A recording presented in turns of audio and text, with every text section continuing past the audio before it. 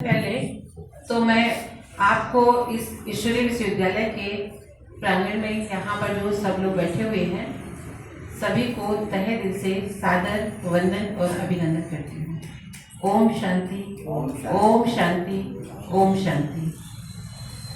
हमारे राजीव भैया जैसे उन्होंने कहा कि मैं कुछ नहीं, जो कहते हैं कि वास्तव में महान होता है उसको अपनी महानता का अंदाज नहीं होता है। वो हमेशा ये मानता है कि मैं महान नहीं हूँ, इसीलिए वो महान बन जाता है। और जिसके अंदर गुरूर आ जाता है, घमंड आ जाता है, वो निश्चित रूप से बहुत विशाल होने के बावजूद भी एक तुच्छ ही प्राणी कहलाता है। परंतु हमारे राजीव भैया जो है वो कहते हैं मैं कुछ नहीं हूँ, मैं तो एक सामान्य सेनानी को, मुझे पता नहीं क्यों आप लोग इतना महान मानते हो। जो हनुमान की संज्ञा दी गई है, हनुमान जी को भी अपनी ताकत का एहसास कभी नहीं था। वो तो उनकी ताकत का एहसास कराया गया। और हमारे इस ब्रह्म कुमारी ईश्वरीय विश्वविद्यालय में हमारे प्रकाश भैया, हमारी लता दीदी, हमारे सुभाष भैया, ये सारे लोग मिल करके यहाँ पर उनकी हनुमान जी की ताकत को बता रहे हैं। लवकुश भैया ताकत को बता रहे हैं कि भैया आप हनुमान हो, आप में वो ताकत है।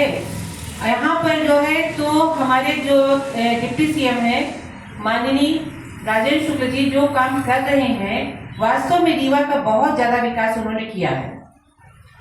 आज से कहना चाहिए कि 10-12 साल पहले की जो हम रीवा की कल्पना करते हैं तो लगता था कि क्या हमारा रीवा भी कभी सतना के बराबर हो पाएगा, क्योंकि सतना हमसे बहुत आगे था। परंतु आज जो है सतना हमसे बहुत पीछे चला गया है और रीवा हमारा विकास के कहना चाहिए कि ऊंचाइयों को छू रहा है। और यहाँ पर जैसा कि कहा गया है कि हमारे जो माननीय डिप्टी सीएम साहब है राजेश शुक्ल जी हैं, भैया जी वो बहुत मेहनत करते हैं और उनकी एक कल्पना है कि रीवा को बहुत सुंदर और विकास की ओर अग्रसर करना है।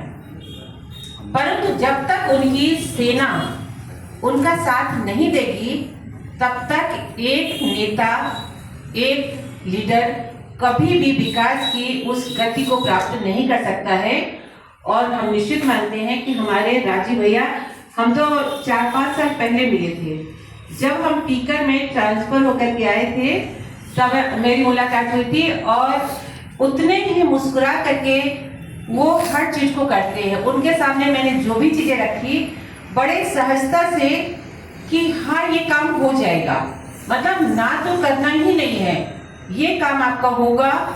और बहुत अच्छे से तुरंत, कभी उनको ये नहीं लगता है कि नहीं मैं बाद में, जहां भी हम लोगों ने कहा कि भैया ये करना है, तुरंत उन्होंने उस काम को प्रायोरिटी के आधार पर, प्राथमिकता के आधार पर उन्होंने उस काम को पूरा किया।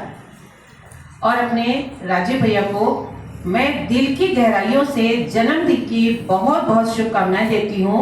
ईश्वर आपको इसी तरह से, कहते हैं कि जितने आप बाहर हैं उतने ही आप गहराइयों से उतने ही महान बने रहें, उतने ही विशाल बने रहें और आपकी भावनाएं इसी तरह से बनी रहें और हम सब इसी तरह से आपके जन्मदिन को मनाते रहें। आपको ईश्वर बहुत लंबी उम्र दे, बहुत सुखमय जीवन व्यतीत करे और हम सबके साथ इसी तरह से यहाँ पर आकर के अपने जन्मदिन में हम सबको इस तरह से आनंदित करें। बहुत बहुत शुभकामनाएं। ओम शांति।